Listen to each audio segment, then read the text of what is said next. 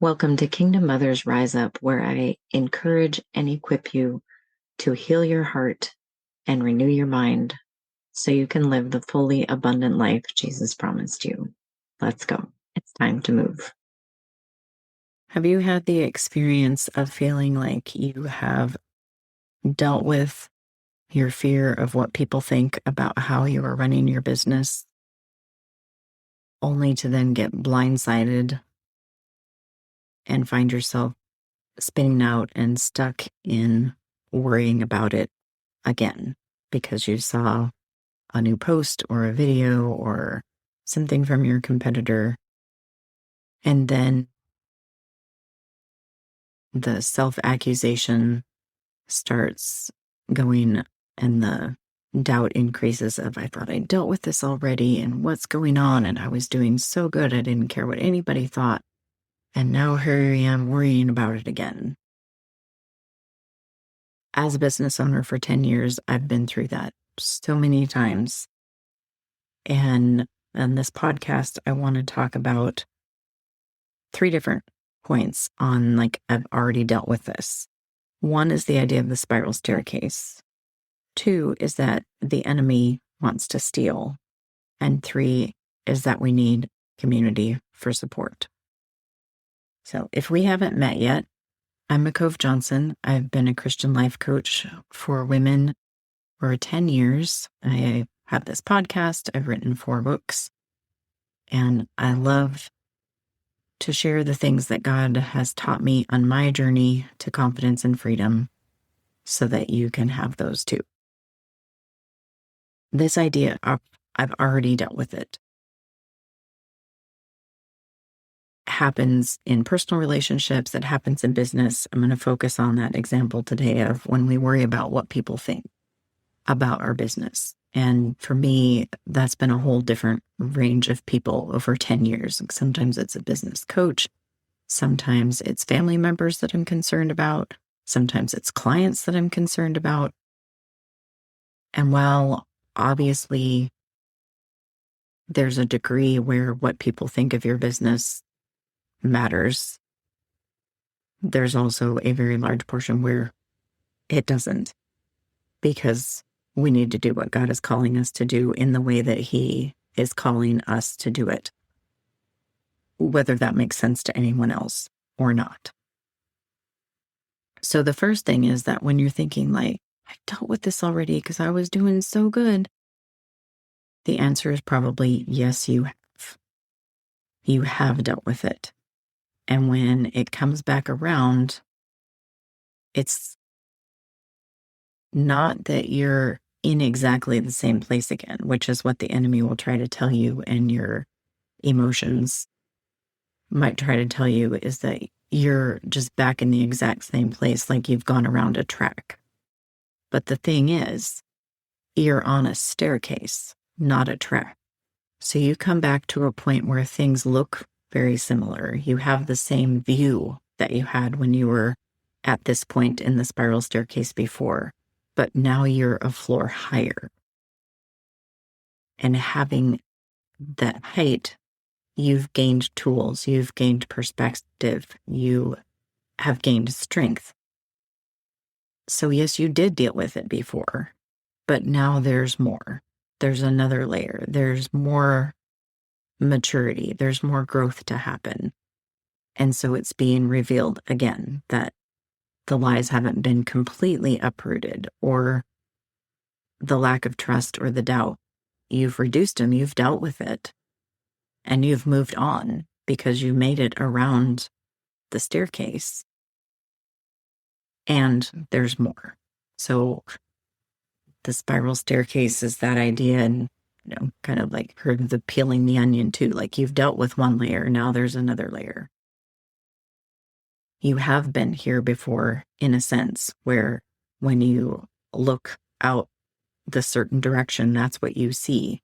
As you go around, you'll get back to a point where you have that same view, but you are not the same.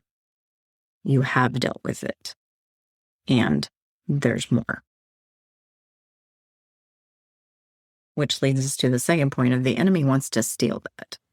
you have indeed gone another round, but he wants to convince you that you haven't, or that you've even gone backwards, because he doesn't want you walking in victory and confidence in the Lord. He doesn't want you moving forward with your business, having a larger impact, making more money to have more of a kingdom impact, serving more clients so that you're having that larger impact with your business and people getting to interact with you and see Jesus shine through you. He doesn't want that to happen. So he is trying to convince you to quit and that nothing's working and it hasn't changed. And that people are going to think whatever it is you're afraid of. You're afraid that people are going to think you're greedy or that you're not representing God well, or who knows, all the things that we can be afraid of, that somebody's going to think I'm doing it wrong, where they're probably like, there are things that are wrong. But if you're seeking to honor the Lord in your business, you're not doing things that are wrong. It might just be things that someone else would do different, which is fine. That's why they're them and you're you. But the enemy wants to say, no, you're feeling the same, you're thinking the same, this is the same thing again. You haven't grown, you haven't done anything. So know when you are pursuing the Lord in anything, in particular in your business that's having a kingdom impact, when you feel like you've had a victory, the enemy isn't content to leave you with that. He wants to steal that from you. And being aware of that is helpful, but I often think it's not enough on its own, which is why point 3, that we need community.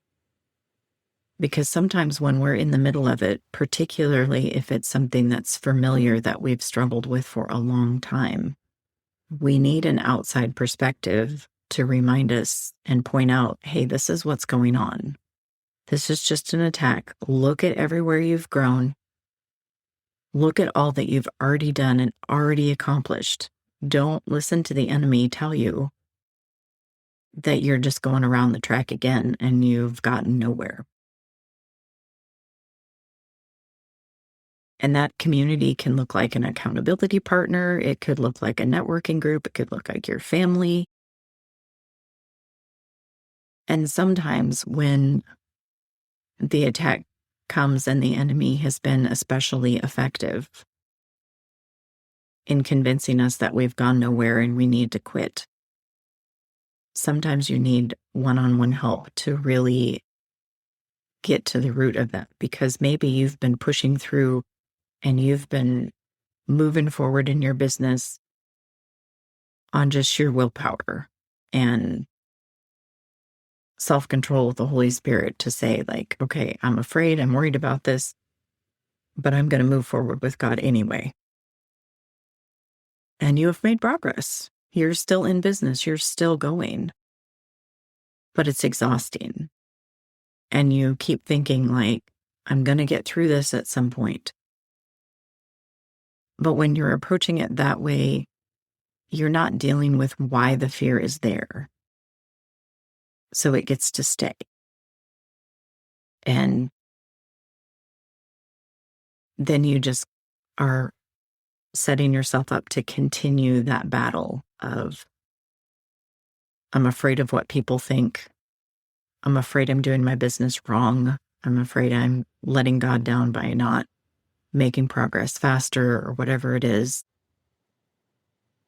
instead of being able to stay in the peace and the freedom and confidence and the joy that comes from knowing you are walking in step with the Lord, whether it makes sense to anyone else or not, that you just know that He's gifted me this way. He's given me these ideas to put things together in this particular way to serve this particular person. And I know it doesn't make sense to other people because He's not calling them to do it this way. This is just what God is calling me to, and being able to enjoy that and be at peace with that.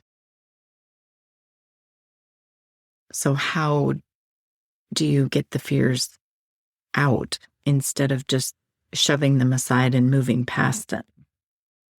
Because when you're shoving it aside, you're just shutting yourself down in a way.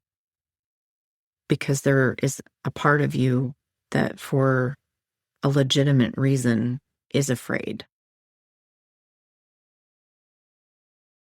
So if say you're afraid that people are going to think you're greedy if you pursue the business that God's calling you to at the price point He's calling you to. So you're afraid to put it out there because you're afraid people are going to think you're greedy and that's going to make God look bad. But when you talk to Him about it, you have peace, and He's showing you, like, this is why it's worth what you're charging. This is why I'm saying to do this for you.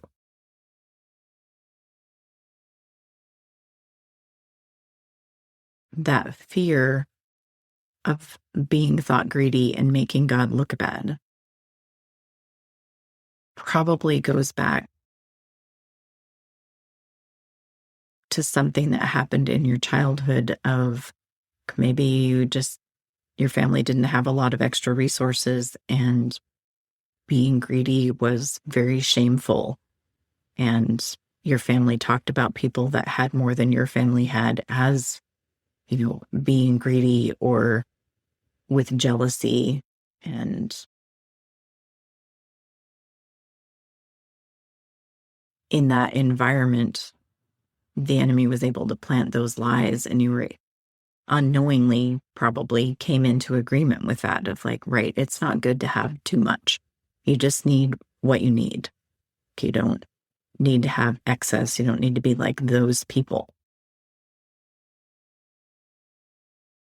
And just dealing with that on a mental level of, if the Lord shows you that you mentally agreed to not be like those people, it's good to mentally break that agreement.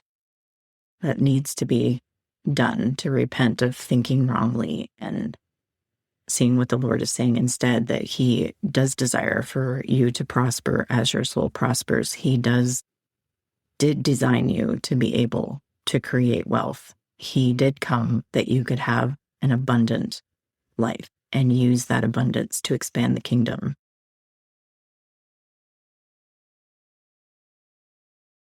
But when that lie was planted, there was an emotional state in you that allowed that to be planted.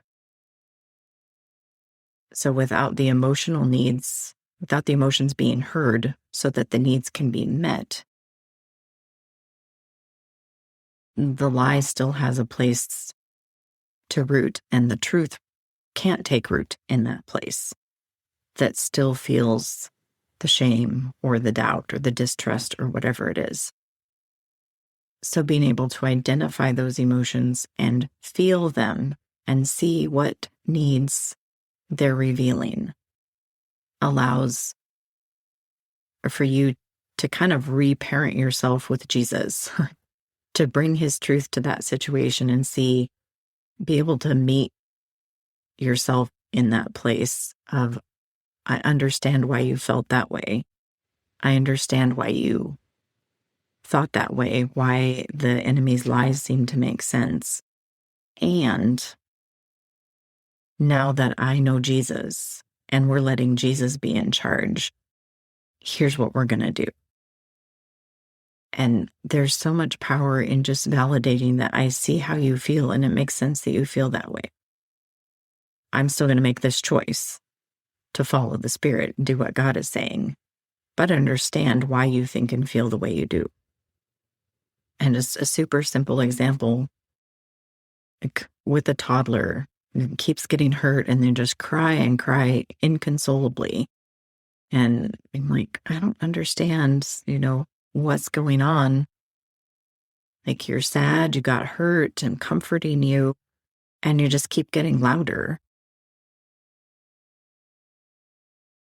And it's because they're mad. But acknowledging, oh, you're angry, you're frustrated, then it just dissipates. Like, okay, somebody saw me, somebody validated what I was experiencing, and now I'm good. But they kept getting louder because the need wasn't being met. And that's what our emotions like. Emotions bring messages from God about what we need. We need to be heard. We need to be comforted. We need to be appreciated. We need to be valued. Our emotions help us identify when those needs are not being met. If they continue to not be met, the emotions get louder. And if you have learned to stuff them, they don't go away. They just figure out how to run things behind the scene.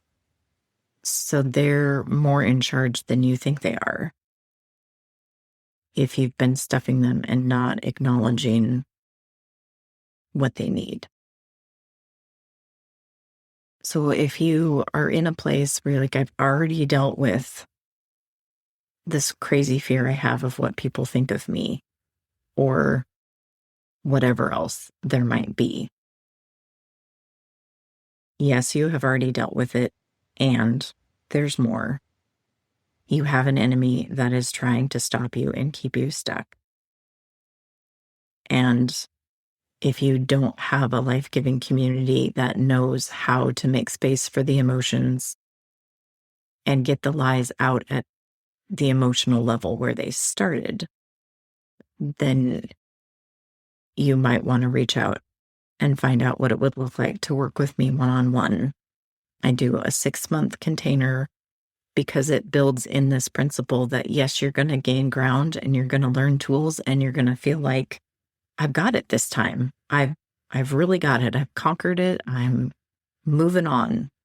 I see it. I'm not going to struggle with this. And then the enemy is going to come and pull the rug out from under you or throw you into another storm where you feel like you're drowning. And then we're back at where this podcast started. So I do a 6-month program so I can walk you through those seasons at least once, maybe more. Because that's part of what community is for. And that's when the things that you've learned and the healing that you've received really gets tested, when you have to walk it out in the storm. And walking it out in the storm is a lot easier with someone who's not in your storm, to give you God's perspective and, remind you of where you've come from and all of that. So there's a link where you can schedule a call to talk to me about working together. And just want you to know I'm proud of you for all the things that you have already dealt with. It matters. And we'll see you in the next episode.